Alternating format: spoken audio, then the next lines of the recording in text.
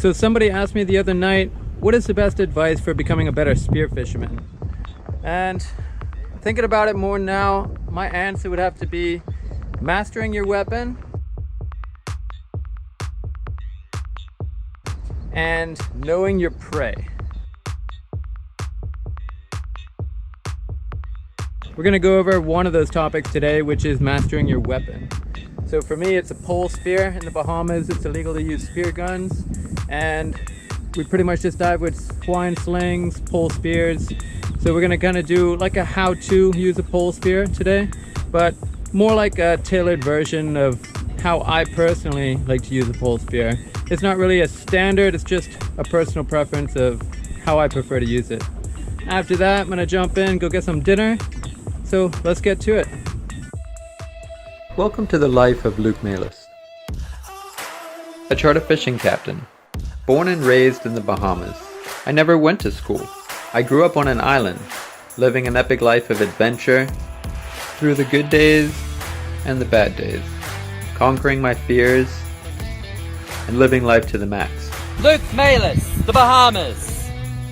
Like and subscribe to follow me along the way, or book a charter and create your own adventure. So the rubber goes over your four fingers, like so. You get an overhand grip and an underhand grip. Reach for the front of the grip and draw back, doing a simultaneous quarter twist of the rubber. If it's a roller pole spear, just draw it straight back. Don't twist it. Once you've loaded the rubber, extend your arm out, rotate your arm to lock it in place, keeping your arm high to your eye for a good peripheral aim. Here's another look. Lifting your arm up high to your eye, rotating your arm and locking. Here's what it looks like in real time.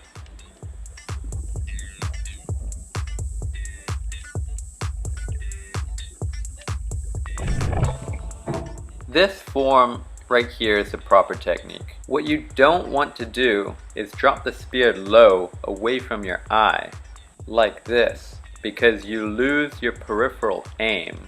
This really helps to dial in your aim for better accuracy and more consistent stone shots.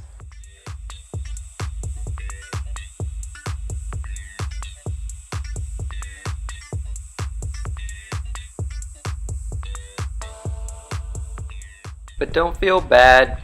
At the end of the day, we all still miss.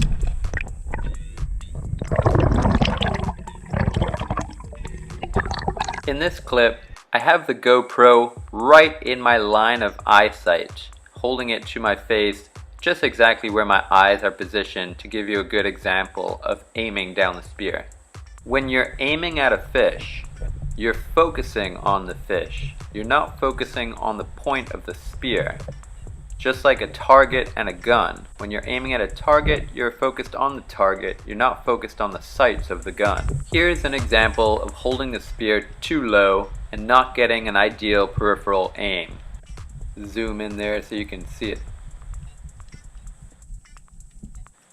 When you're swimming along, you always want to keep the spear pointing towards the direction of the fish. Always have the hand on the rubber in the ready to load position. That way, you're always ready for the shot. For tracking the spear, it really helps to get two hands on there so you can really work it around. If you have a fish flashing by you really quick, you can just swing it around and lock and load. When you're hunting the bottom, either a speto or a guado, you want to keep the spear on top of your working hand, crawling along the bottom and using it almost as like a pool stick. If you're playing pool, you have it in your hands, you can creep along the bottom but keep your spear off the ground, not to bang around on the floor and make a bunch of noise, and always to be in that ready to load position. So here we have a perfect aim and a perfect shot. Notice I keep my arm extended and locked tight. This drives the velocity of the spear. Here I shoot again, but notice I flinch my arm back. This absorbs the velocity of the shot and limits your range. Know your lethal range.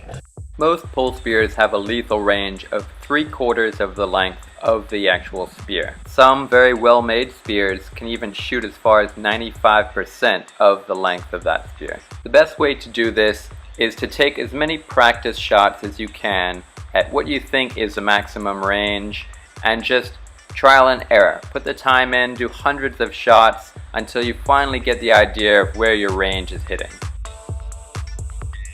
Never clip your float line to the back of your spear. Just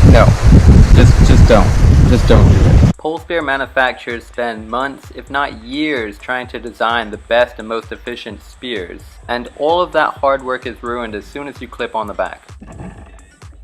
It just drags the surface area of the clip, float line, and float unnecessarily. Instead, just clip on the rubber. It works so much better. When you're swimming around or diving, don't fight the drag of the spear. Keep it streamlined and a part of you. On deeper dives, I like to use a pole spear as a pendulum. Notice I tuck the spear onto my hip and let gravity pull it straight down as I streamline my body along the spear. Control the power range of your spear. If you're going for long shots on big fish, really pull it back to the full power and hammer it into them. When you're going for lobster or small fish up close, only pull it back halfway. It's just enough to penetrate it and so you don't hammer your spear tip into the reef.